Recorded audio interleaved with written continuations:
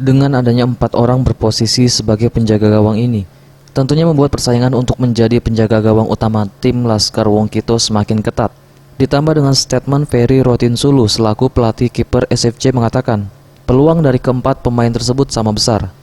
Dengan kompetisi yang nantinya berformat turnamen, Ferry mengatakan tetap akan mempertahankan keempat penjaga gawang Sriwijaya FC ini.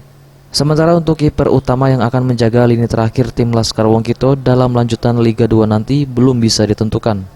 Mantan kiper Sriwijaya FC ini mengatakan dirinya juga akan memberikan porsi bermain yang sama dengan merotasi semua anak asuhnya selama latihan dan uji coba sebelum bergulirnya kembali Liga 2 di tanggal 17 Oktober 2020.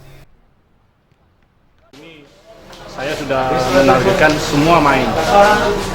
Saya rotasi selalu pasti, saya selalu rotasi.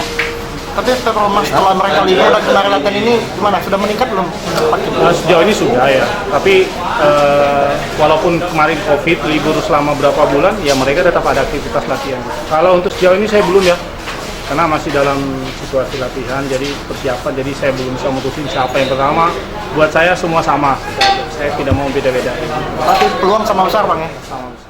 Untuk kiper asli Sumatera Selatan M. Royhan Hafiludin, Ferry menilai Royhan sudah cukup berkembang dan sedang dalam performa yang terus meningkat.